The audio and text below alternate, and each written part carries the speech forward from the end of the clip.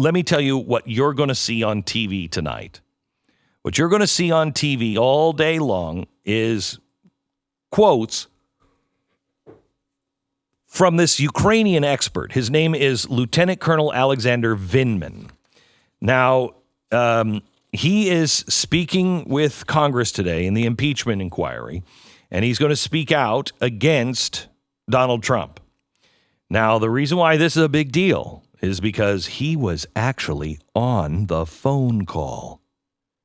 He heard it himself.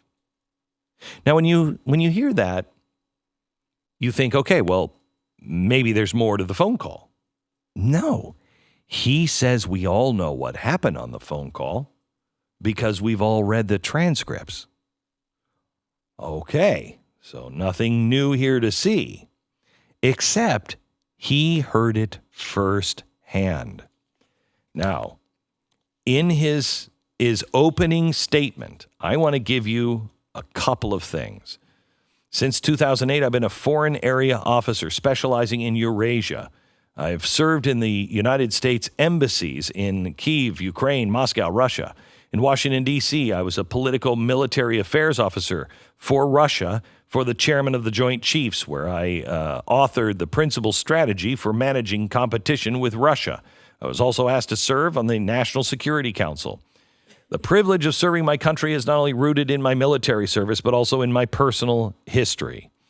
And he goes into that and how he wants to serve his country, and I'm not besmirching that. I'm sure he is an honest guy.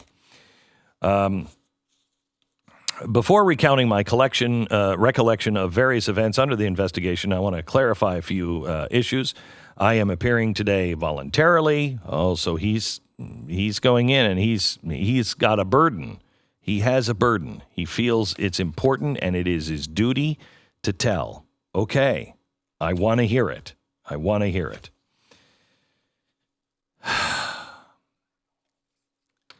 What he says are that are going to be pulled out is that he was on the phone call, and he said the phone call was not good. The phone call itself. Trump called the elected president of Ukraine, elected in a landslide victory. President Zelensky was seen as a unifying figure within the country. He was the first candidate to win a majority in every region of the country, breaking the claims that Ukraine would be subject to perpetual divide between Ukrainian and Russian-speaking populations. President Zelensky ran on a platform of unity, reform, and anti-corruption, which resonated with the entire country. In support of U.S. policy objectives to support Ukrainian sovereignty, President Trump called President Zelensky, and I was one of the several staff officers who listened to the call. The call was positive, and the president expressed his desire to work with President Zelensky and extended an invitation to visit the White House.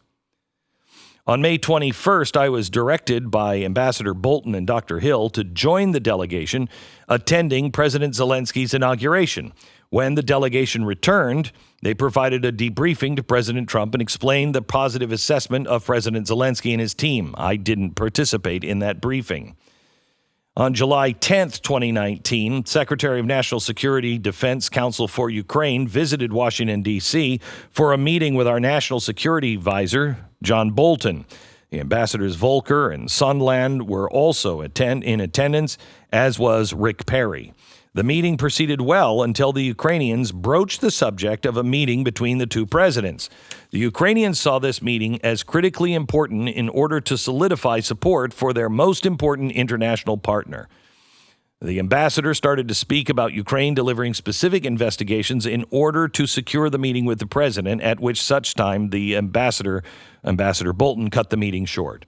Following this meeting, there was a scheduled debriefing during which the ambassador emphasized the importance that Ukraine deliver the investigations into the 2016 election, the Bidens and Burisma.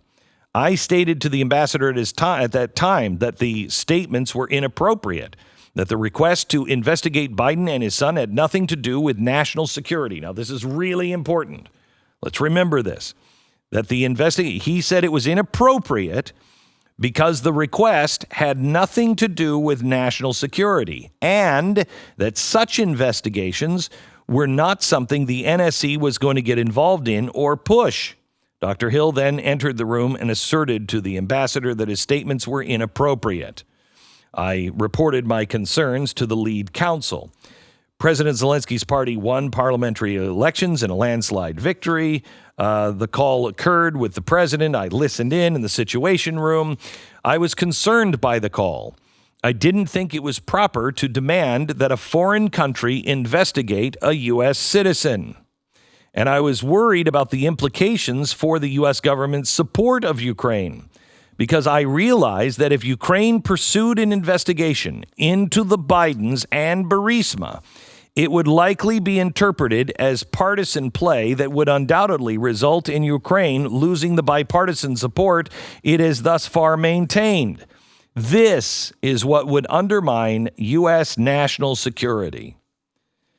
He goes on. The United States and Ukraine are and must remain strategic partners, working together to realize a shared vision of a stable, prosperous, and democratic Ukraine that is integrated into the Euro-Atlantic community.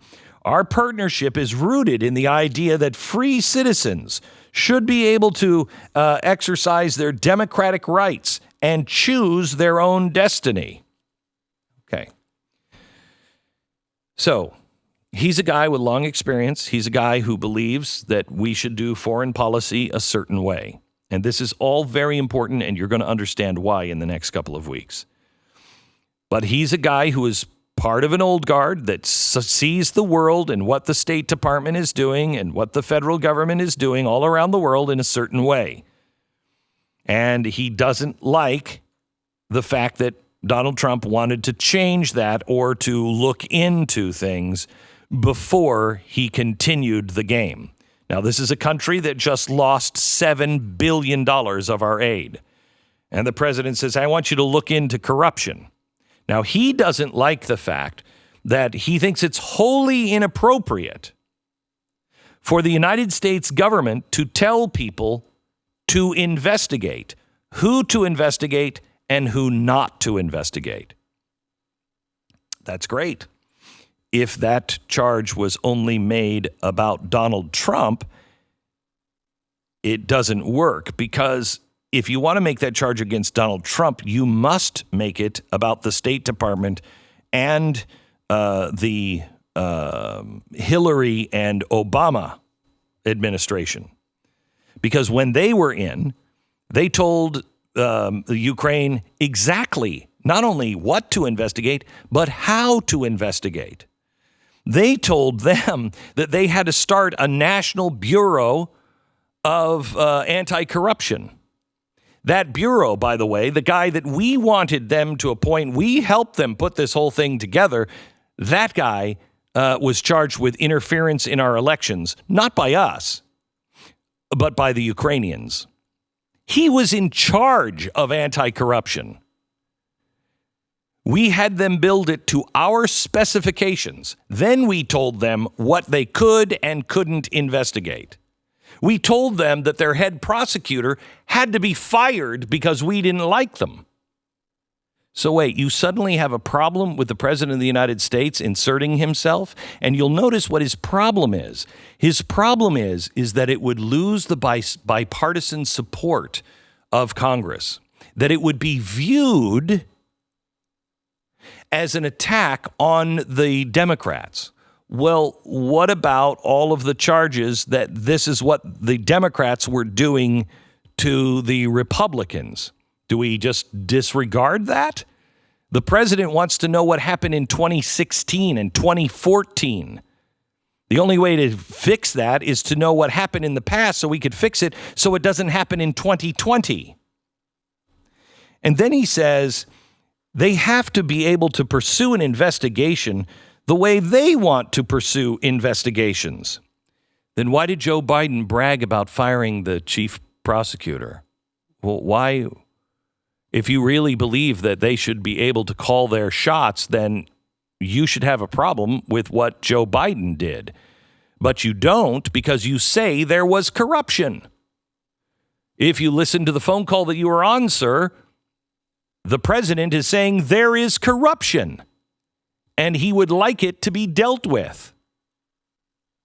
Now, you, in the last administration, told them exactly what to do. President Trump just said, I'm not sending you guys any more money until you look into these things. Because, by the way, you lost $7 billion of our money. So all of the things that he says, and let me just show you some evidence. Here is the audio. I did a podcast with a guy who was working for the two prosecutor generals, Shokin and Lysenko. The two prosecutors, one that was fired, the good guy that replaced him, he worked for both of them. Listen to what he said about how the United States under Obama and Hillary Clinton treated the Ukrainians. Does it sound like, hang on just a second, that our partnership was rooted in the idea that free citizens should be able to exercise their democratic rights and choose their own destiny? Listen to this.